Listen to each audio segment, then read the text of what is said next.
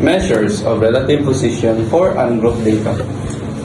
So, measures of relative position or quantiles for ungrouped data are data that has been statistically divided into subgroups that has values of the data itself. Next. So, what is the measure of relative position? So, the measure of relative position tells where the data values fall within the ordered set. When the data is arranged in either ascending or descending, the order it can be divided into various parts by different values. Thing is, what is the quantiles for ungrouped data?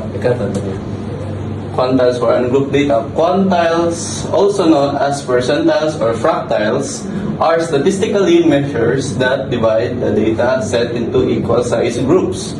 They provide the valuable tools for understanding the distribution of data and identifying specific points within the distribution. So here are the types of quantiles and their meaning. So the median is the middle part of the statistical data that which determines the middle point of the data itself. Regarding, for example, 1, 3, 5, 9, 12, and 11. So which are 1, 3, 5, 12, and 11. So there are 5 subgroups of data. So the median determines the middle part of the data. So 1, 3, 5, which is the middle part of the data, that is known as the median.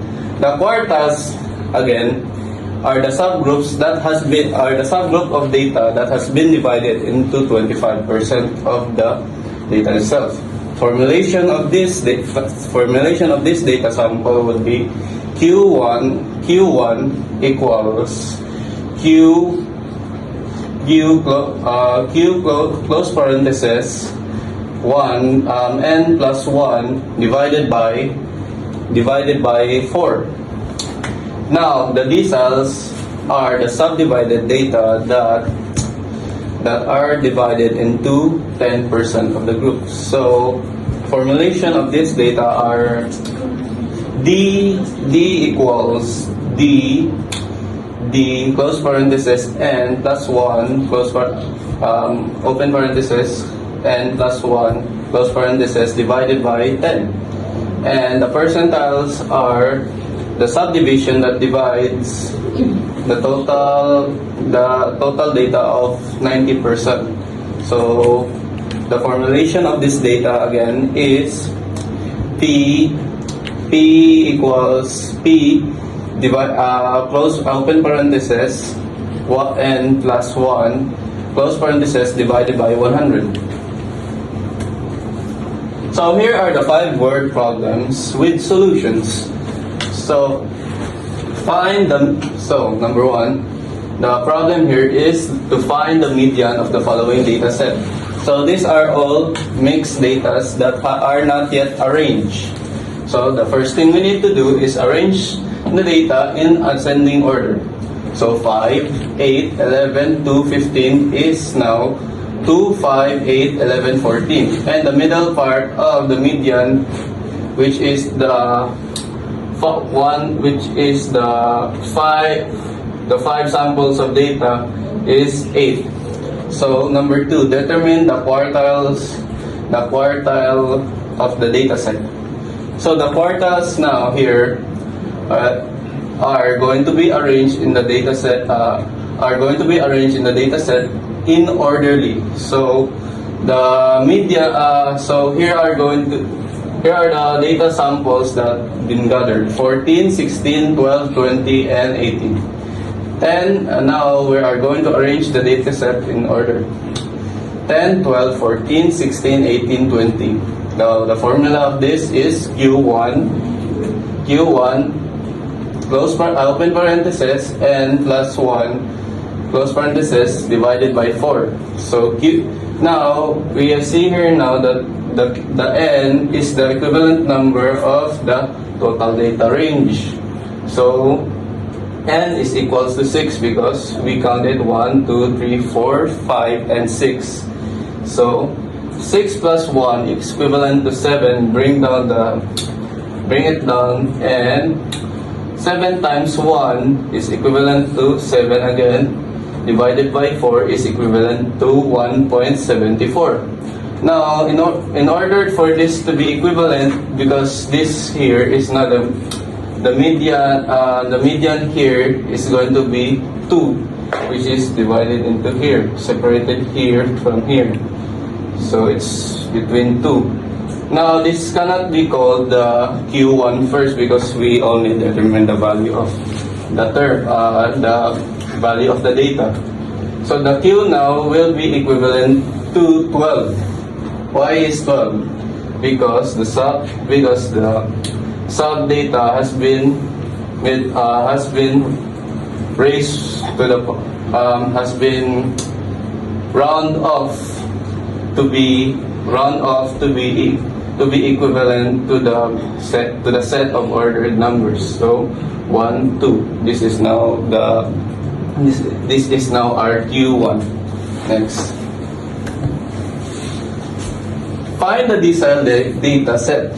Now, in decile data set, we are going to arrange the data set in order. So the mixed numbers here that are 5, 9, 7, 1, 3, 18, 14, 5, 12, 14, 12 are now going to be arranged in 1, 3, 5, 7, 9, 12, 14, 18. Now, for the formula of the decile, so D equals dk, open parenthesis, n plus 1 divided by 10.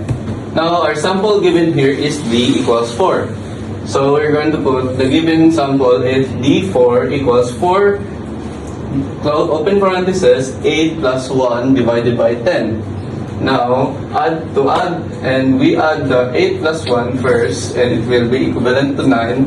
So, 4 times 9 divided by 10 is equivalent to 36. Then divided by 10 is equivalent for 3.6. Now, 3.6 is still going to be the middle part of between 3 and 5. Now, we're going to find out what is going to be if we're going to round it up, which is already 4. So the number 4 in this is not yet the overall value or the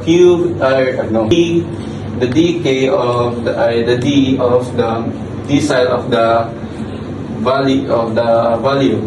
So the decile of the value is 1, 2, 3, 4. So 7 is the decile D4 of the value. The 75th percentile of the dataset.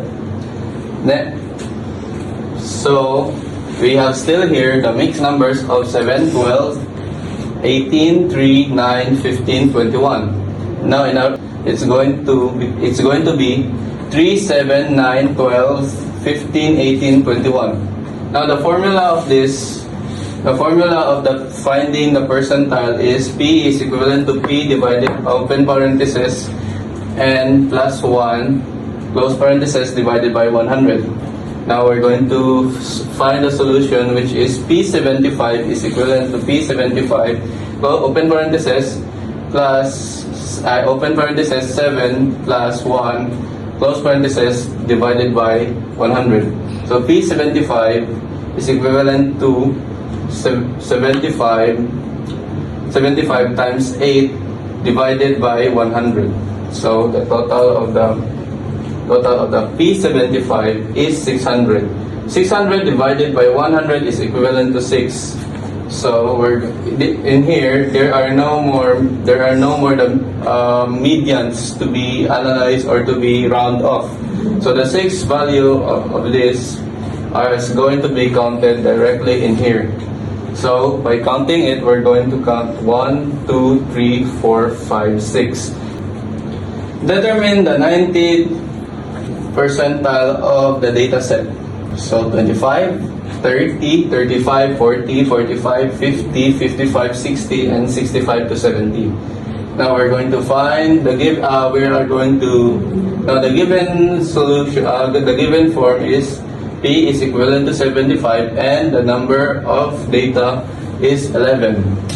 Now the formula is still P is equivalent to P open parenthesis 1 plus n close parenthesis divided by 100. So P90 equals 90 open parenthesis n plus 1 close parenthesis divided by 100. Now P90 is equivalent to 90 multiplied by 12 divided by 100. So next is P90 is equivalent to 990 divided by 100. So 990 divided by 100 is equivalent to 9. Then P90 will be counted, right? 1, 2, 3, 4, 5, 6, 7, 8, 9. So the P90 is 65.